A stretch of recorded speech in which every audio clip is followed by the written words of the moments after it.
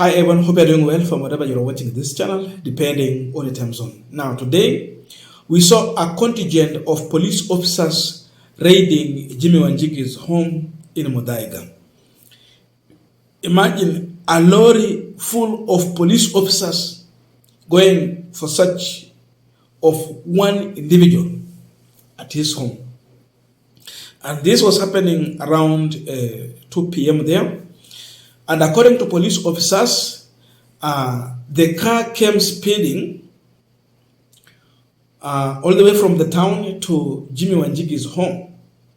Then it parked outside the compound, and the person who was in the car, or the people who were in the car, disappeared. So after the police came in, around 7 minutes later, it's when they wanted to find out who was in that car and what was inside that vehicle.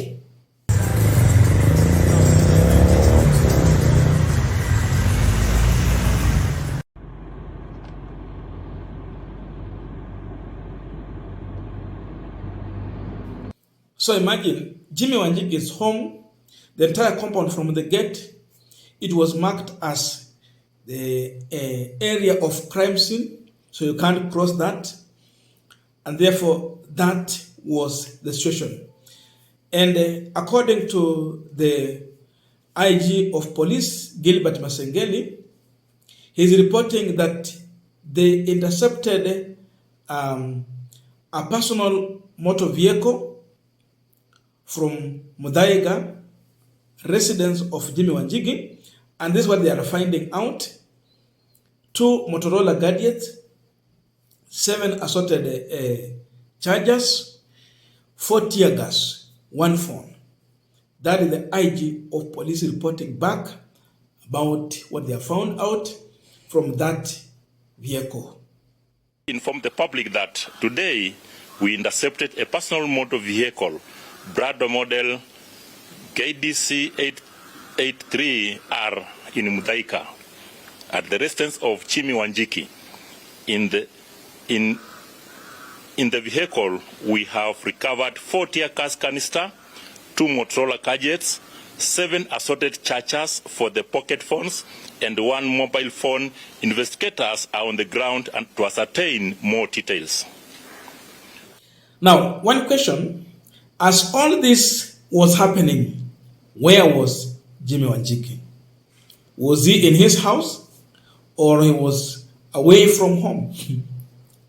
And the reality is that as police were busy at his home, Jimmy Wanjigi was busy in town joining Gen Z in the protest. Yes,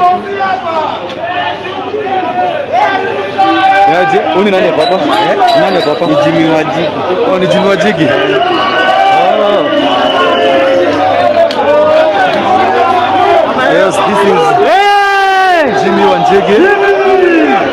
Ndio kila gasi inarushwa. Ndio. Hayo ni kudukuka.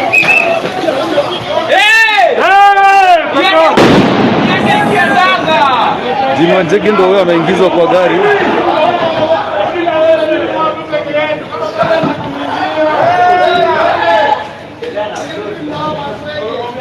Now, just one question people are asking. What was the real agenda, the mission that the police officers were looking for at Jimmy Wanjigi's home? What was their target? And is what they are reporting truthful, or it is a cooked up report? Before we answer that, just a quick request for those who are watching, and if you have not yet subscribed, please consider subscribing. To our returning subscribers, I must say thank you so much. And again, to all our viewers, please give this video a thumbs up. Thank you so much, and back to this discussion. Now, I'm just trying to look at the session that we have seen at Jimmy Wanjigi's home, then some of the posts that were being shared yesterday about Jimmy Wanjigi by some of the bloggers from UDA party, the government bloggers. In fact, we shared a video yesterday. If you did not watch, I will put a link here so that you can go and watch. And we were talking about Jimmy Wanjigi. He was popular. There were a lot of posts that was shared about Jimmy Wanjigi, that is the one who was planning anarchy, that is the one who is planning an overthrow or overturn of Ruto's governance, something like that. Then they were also blaming Miguna, but largely they were on Jimmy Wanjigi as a person who is funding Gen Z to make it, success in their protest. Those kind of posts. There was all over, and they were spreading. They really shared. They made it popular. So they were trying to paint Jimmy Wanjigi as an enemy of the people who is pushing the youth, that the youth are not pushed by the problem they are facing. There is someone behind that. Look at that. Then you come to this situation. Then you tell me, was this incident planned? Or it really just happened and they were just following a criminal? And look at one of these posts immediately after police officer raided Jimmy Wanjigi's home. Muchiri Gichuri is one of the bloggers supporting the government. And yesterday I was sharing even some of his posts as far as Jimmy Wanjigi is concerned. Now this is what he posted as police were at Jimmy Wanjigi's home. So you listen to this, then you compare to what the IG of police said. You will see a contradiction. Listen here. As earlier promised, we are currently occupying Jimmy Wanjigi's home in Muthaiga. We are not living here until a thorough search of his massive house is conducted. Both anti-terror police units and the anti-bomb squad are here to effect the arrest of Jimmy Wanjigi. A team of SWAT officers is also on the way. So far, one time bomb, 13 hand grenades, 7 assault rifles, 3 pistols, and what we believe is a box containing nuclear weapon have been discovered. A total of 17.6 million in cash has also been recovered, both in one of his cars and in his sitting room. Some on loose 500 notes, part in dollars. The search for Jimmy Wanjigi, who is still inside the compound, now continues. We thank God for the progress. So you look at what the government bloggers are posting and what IG of police is reporting, then you can connect the dots. Of course, they are lying, but you can see there is agenda they are pushing for. So with this, it is very easy for people to interpret this and say that some of the issues that we are hearing from police reporting there might have been planted by the officers to create this kind of perception that Jimmy Wanjigi is being involved in one way or another to facilitate the demonstration. And the issue of coup d'etat, that Jimmy Wanjigi want to overturn William Ruto using Gen Zs, that they have grenades, they have one-time bomb.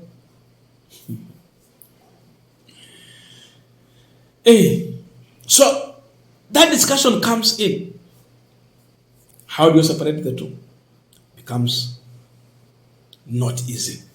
So trusting these police officers becomes a problem.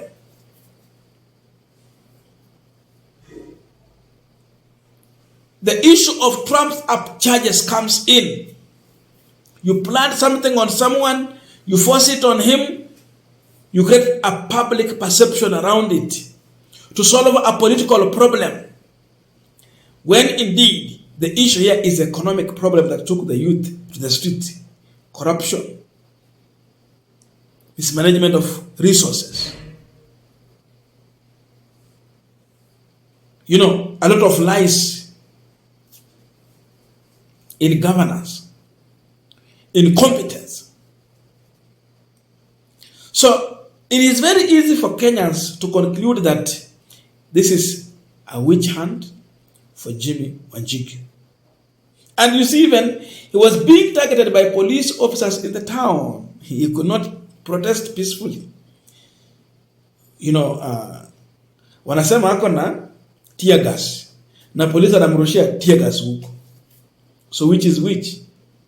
Ngekuwa na tear gas pia yangerusha zake. So that is the narrative they're trying to bring and build up in that incident. But the reality could be something very different from that. And with all this, we are waiting for Jimmy Wanjigi's response. Of course, I've seen like he's responding. But we will really wait for that and the reaction from the police and the way forward. But in all this, they are trying to stop the protest and put a blame on some individuals. They said Ford Foundation. They said Uhuru Kenyatta. They said Gachagua. Now they are coming for Jimmy Wanjigi and others. So who is funding this? It's like the government is confused. They don't know. They're just trying to forge. I don't know your views, but let us know in the comment section to continue with this discussion. Thank you so much and see you in our next video.